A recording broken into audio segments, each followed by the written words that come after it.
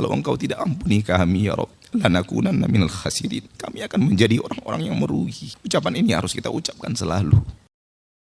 Alhamdulillahi Rabbil Alamin.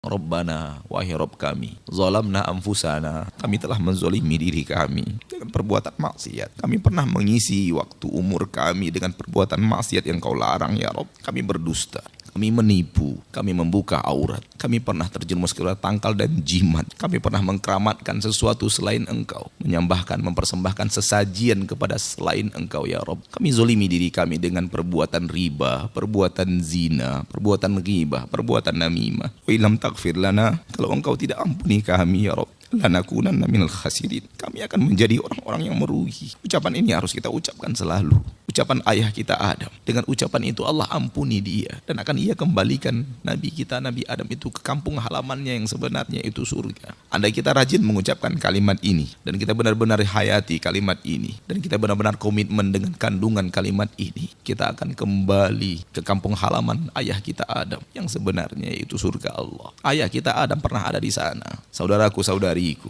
tinggalkan maksiat. Tinggalkan maksiat. Dengan maksiat itu kita menzolimi diri kita sendiri. Yang akan hancur dan binasa dengan maksiat kita adalah kita, bukan orang lain. Yang akan celaka dan binasa dengan dosa kita adalah kita. Kita yang akan binasa, kita yang akan sengsara, kita yang akan tidak akan bahagia, dan kita yang akan menderita dengan dosa dan maksiat itu, bukan orang lain. Maka orang yang berbuat maksiat, dia menzolimi dirinya, apapun jenis maksiat itu. Dan semua kita, tidak ada yang lepas dari dosa dan maksiat. Tidak ada yang lepas dari dosa dan maksiat. Semua kita pernah mengukir sejarah gelap dalam hidup, siapapun orangnya. Tidak ada orang yang hidup ini di permukaan bumi sekarang ini catatan hidupnya bersih tanpa dosa, nggak ada.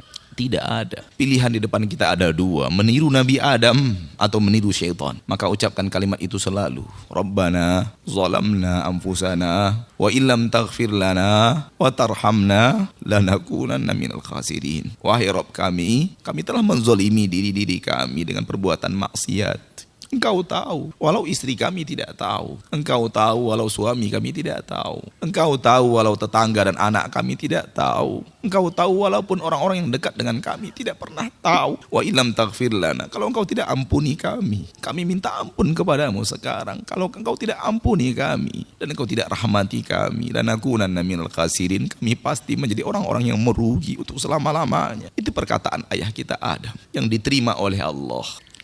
Dunia ini tempat perantauan yang penuh dengan penderitaan. Jangan pernah mau tinggal di dunia. Jangan pernah mau menjadi anak-anak dunia. Tidak ada kebaikan apapun yang ada di dunia ini kalau dibandingkan dengan kebaikan yang ada di surga. Tidak ada kenikmatan apapun di permukaan bumi ini kalau dibandingkan dengan kenikmatan yang ada di surga Allah, kampung halaman kita yang sebenarnya. Bangun istana kita di sana. Jangan bangun di sini. Di sana kita harus membangun istana. Istana yang ada di dunia ini akan kita tinggalkan. Negeri ini negeri yang penuh dengan penderitaan.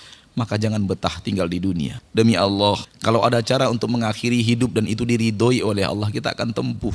Karena sudah lelahnya kita hidup di dunia ini. Sudah capeknya kita hidup di dunia ini. Sulitnya kita untuk mempertahankan keimanan kita di permukaan bumi ini. Di tengah saudara-saudari kita kaum muslimin dan muslimat yang melanggar aturan-aturan Allah. Melanggar syariat-syariat Allah. Kita nasihati mereka, mereka balik benci kepada kita. Kita ajak mereka ke surga, mereka katakan kita mengajak mereka ke neraka. Kita mengajak mereka untuk patuh dan taat kepada Rasul tercinta. Mereka katakan bahwa kita benci kepada kiai dan para ulama. Capek kita sudah tinggal di dunia ini. Tapi tidak ada cara untuk mengakhiri hidup yang diridhoi Allah. Kalau seandainya ada cara untuk mengakhiri hidup yang diridhoi Allah, akan kita tempuh. Karena kita sudah lelah hidup di negeri persinggahan ini. Kita sudah lelah hidup di negeri perantauan ini. Kita mau pulang.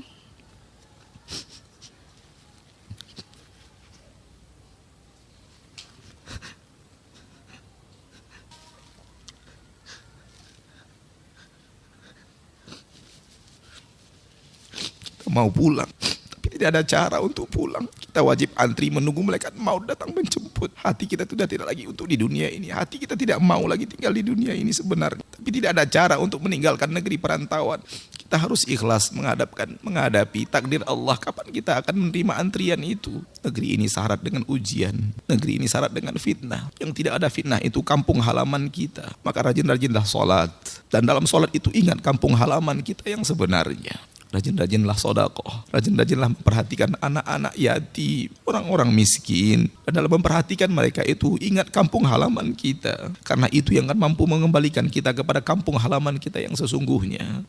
Ingatlah kajian-kajian tauhid, jauhi syirik, supaya kita bisa kembali ke kampung halaman kita yang sesungguhnya di surga Allah Subhanahu wa ta'ala. Sambil berdoa kepada Allah, ya Allah, tetapkan hati kami di atas agamamu, agar kami wafat, kami berada di atas agamamu yang lurus.